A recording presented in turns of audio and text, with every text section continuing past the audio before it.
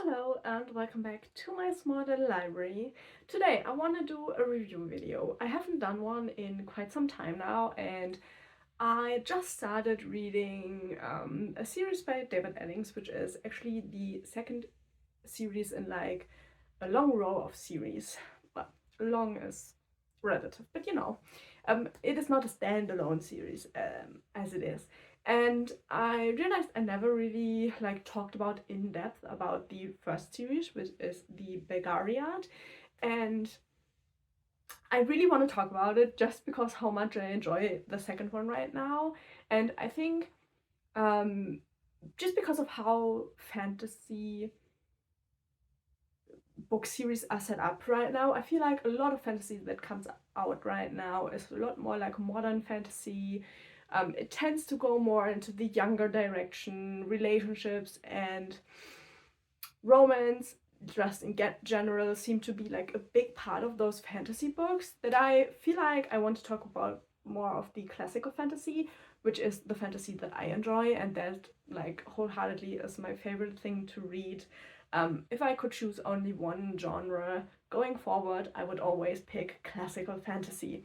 So I kind of wanted to talk more about the classical fantasy series that I really enjoyed.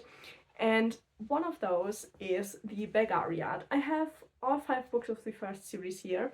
I bought them secondhand. I bought actually, I think 3 series and 2 standalone novels by David Eddings that all belong to this like cluster of series. Together secondhand on eBay without having ever read anything by him, but I was really motivated to read some classical fantasy a few years ago, and so I bought all of these and I really enjoyed it. I gave all of these books 4 stars. I actually think the beginning of the second series, I've forgotten the name of the series. I'm gonna put it here on screen what the second series is called. But the first book like really like swept me off my feet last week, and so yeah, we have to talk about the first series because obviously this is where it all begins. And I feel like you have to read the first series to be able to really appreciate the second series, because we obviously get to know all of our main characters in this series. And I kind of want to highlight a few facts that I think are like especially good in these books, even though they haven't gotten 5 stars from me, because every book has like its slight problems. I feel like there's rarely a book that is really like perfect, and these had their up and downs, but I feel like what David Eddings is really a master in is in the characters. I love the world. We have a pretty classical fantasy world. We have different kingdoms that like have war with each other, but then we have also the dark kingdoms, which the people in those worship like the dark bad gods, and then the other kingdoms kind of worship the good gods, if you go like that distinction. And we have a lot of prophecies and myth and legends about like the different gods and magic. And yeah, our main prophecy is pretty much that there will be a child, the child of light, that will go and fight the child of dark and kill the child of dark and make the world a better place pretty much. And he will be the king that governs over all of the kingdoms, so like the like overlord over all of the kingdoms. And obviously the bad people want to kill the boy of the prophecy, and they try to, and they don't know that he's still alive. And then we start our journey with Garion, who is a little child at the beginning of our series, and he lives with his aunt Paul, and they live in like this little homestead. They have a smith there, as well, like a few people, like it's this really small homestead where he lives. And then one day the storyteller Belgariad comes and is like, oh, there's things happening and we need to do something against it. And then we slowly start to realize that maybe Aunt Paul isn't just a woman who raises her nephew. Maybe she's a sorceress, and maybe the storyteller is also not just an old man, but he's a sorcerer. And our story pretty much goes from there. And you pretty early on realize that our main character might have something to do with the prophecy. Garion, our main character, and he's just a normal child. He was raised as a normal child. He grew up with all of those rules, and he learned to be like a polite child. Like, and Paul really made sure that he grew up being like a decent human being. That is what she did and what she wanted for him. And obviously then we go from there and go into this whole journey to live through this prophecy, but in parallel also learn about the prophecy, because prophecies in these series get written by madmen who get told what they are supposed to write down by the gods. And you know, there's a lot of political intrigue in these books, and they may or may not have tried to change what is written in these prophecies. And they were, you know, everybody wanted to have a copy of the prophecies, so there are also like different versions of the prophecies.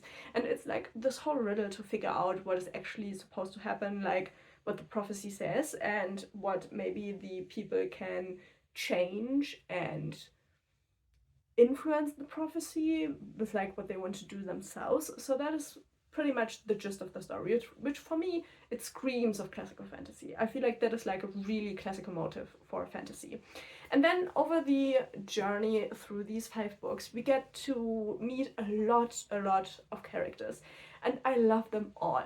I love the bad characters, I love the morally grey characters, I love the good characters, I love all of them. I feel like David Eddings is really good when it comes to different portrayal of different people, and to not make them one-dimensional, because I feel like, and don't get me wrong, there's also a lot of modern fantasy that I do like, but I feel like the fantasy that comes out today often portrays really one-dimensional characters, because maybe because of how the world is right now. And I mean, the world is, I don't know, crazy right now. But I feel like our fantasy kind of reflects that, because we get a lot of like black and white characters who are like just the evil guy and they don't have any good things, you know. And then we have just the sorcerer, and then we have just the thief, you know. I feel like we get a lot of these like characters that are like cramped into like one role, and they can't have any other role. And I feel like in the David Eddings books, which he does really good, is give these characters so much dimension, let them grow so much, or regress. Like, he goes in both directions. We have also characters which we start to learn something about, and then they devolve into, oh my god, that is so dumb what they did, and it's kind of annoying, but you still like the character because they have still like the good parts in them and stuff like that. I feel like that is what these books do so well. We have in these books, for example, we meet young princess Sinedra, and she wants to run away from her father's kingdom because she's a really headstrong, annoying girl. And I don't say that in like a bad way. She's just a young girl living in a world where things are ordained for her, and she doesn't really have that much choice, and she isn't really happy with her life. And so she runs away with our group. It's, I don't know, I think it's more or less like somewhere around here. And we find things out, and we realized that she might not leave the group for a long time. And at the beginning I was kind of annoyed by her.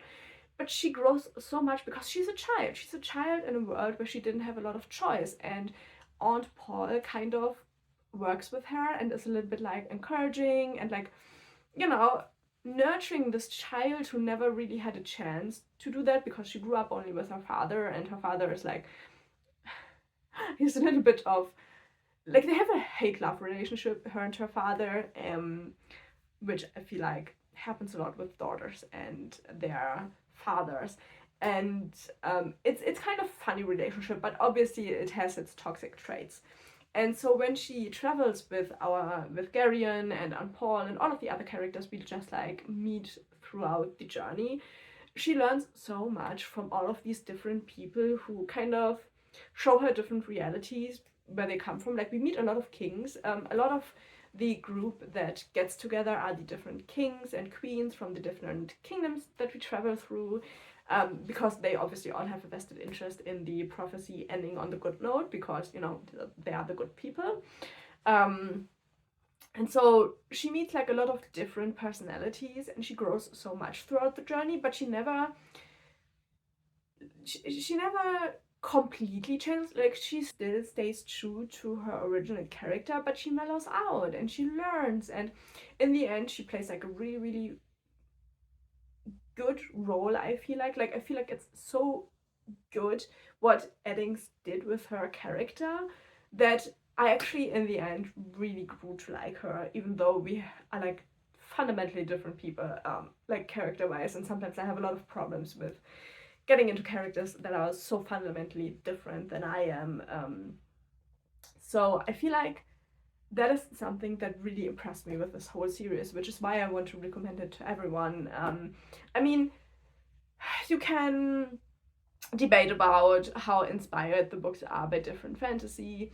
I feel like a lot of classic fantasy has similar motives and traits, and kind of, there are a lot of like similar things about classical fantasy. So I always get online, you always see people like, oh, if you read that book, you've read them all, and stuff like that. But I feel like these stand out so much for the characters. If you're okay that most of these books are traveling, and because obviously this is a whole journey, like book 1 to 5 is a whole journey. Our characters grow a little bit older during the time, but I think we end when Garyon is like 18 or 19 maybe, so he's like just on the cusp of adulthood. We still end with him being like not an adult character technically, and we do get the perspective of a lot of different people. It's not only from Garen's perspective, we get a lot of different people, and I don't know, I love them all. I just really love them all, and I feel like we have a lot of interesting geographical stuff as well, but I feel like it goes more like into the, we have the kingdom that just has the flat land, then we have the kingdom that is in the mountains, then you have the kingdom that is in the swamp. Like, I would say the geographical stuff in the book is pretty generic if it comes down to that. I didn't feel like it was particularly special in any way, shape, or form. For example, in Tolkien's The Lord of the Rings and The Hobbit, I really enjoy the description of the surroundings. In these ones, not so much. It's fine, it's totally fine, but it didn't impress me in any way. But it also didn't feel like it needed it, because I feel like this is a fantasy that is really focused on characters, much more than the surroundings where the characters are, if you get what I mean. And we do have pretty distinct differences between the kingdoms. We have the ones who live in the north, who, everybody when they go there are like, oh, it's so cold here, it's so weird, I miss my home in summer. We have the, I always say the British kingdom. It's a kingdom that is on an island and that gets a lot of rain and bad weather and grey weather. It feels like Britain. It's not technically, but you know what I mean. And then, we obviously have a lot of like these stereotypical different kingdom types, I would say, but it worked out for me. I didn't mind it too much, and for me it did really work out. We also have not only humans, but like, I don't really know how to describe them. Like, the people they still look kind of human, but kind of not. They had like animal faces and stuff like that. So there aren't only humans in here, but it's not like a fantasy where you have like dragons or stuff like that. Like, it's not one of those mythological fantasies where you have a lot of like mythical creatures and stuff like that. That is not what this is about. It goes much more into the really, really classic run that is obviously really inspired by the Middle Ages and knights and kings and queens and the courts and all of the things that come with that, and the proper etiquette and stuff like that. That is pretty much which these books represent when it comes to fantasy. But yeah, I would really, really, really recommend you to read these for the characters alone. I think they are fantastic. I love them all. I'm so happy that we get to see a lot of them in the second series. I'm not gonna say you which, because there are some tragic, there are fantasy books. There's a lot of tragic stuff in there anyway. But yeah, also there's magic in here and shape-shifting and stuff like that. I really like that aspect. I kind of like how flaky some of the characters are. We have a lot of those characters that come in at the crucial stages, but like just because they want to, not because, you know, like they explain to you why they are coming only now and not before and stuff like that, which I find a little bit of humor in.